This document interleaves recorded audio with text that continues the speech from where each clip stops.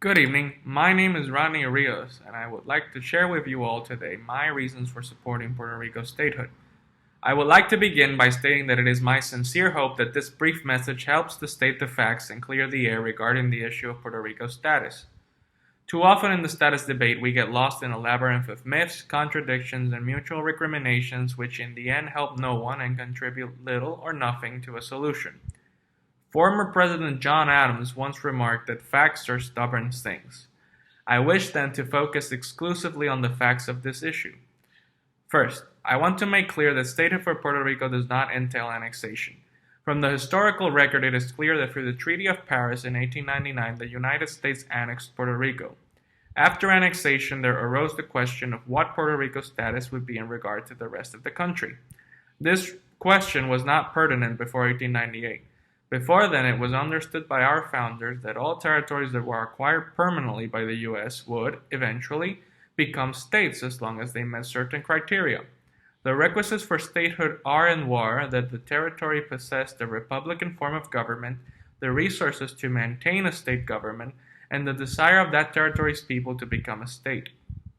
It was only after the acquisition of Puerto Rico that the idea of permanent territories re-emerged as an option.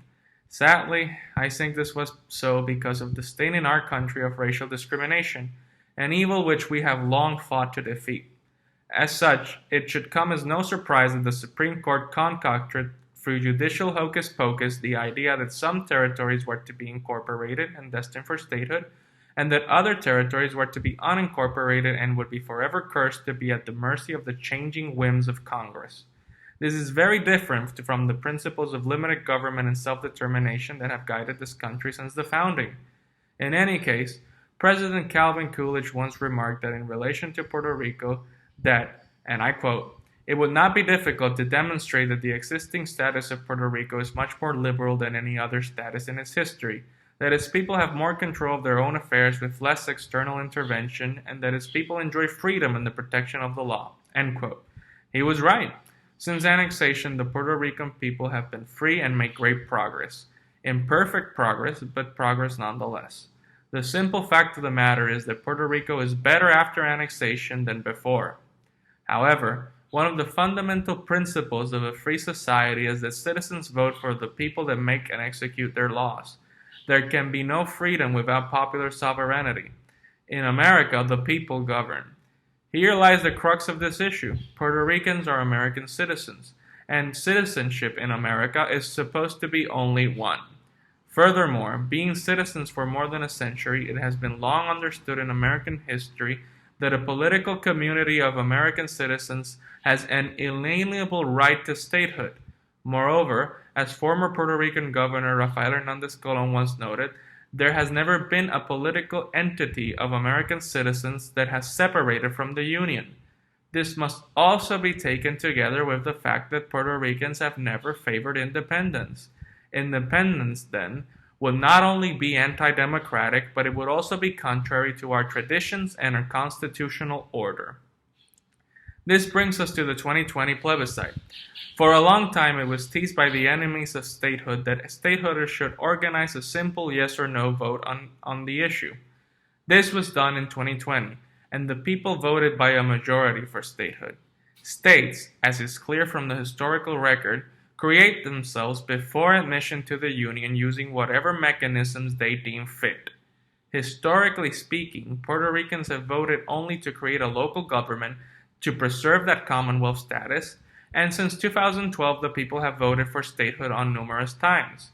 As such, to pretend to continue a fruitless and pointless discussion by including independence or free association in a self-determination process is a mockery of the democratic vote of Puerto Ricans. It is also ignorant of the history of Puerto Rico and our deep commitment to permanent union.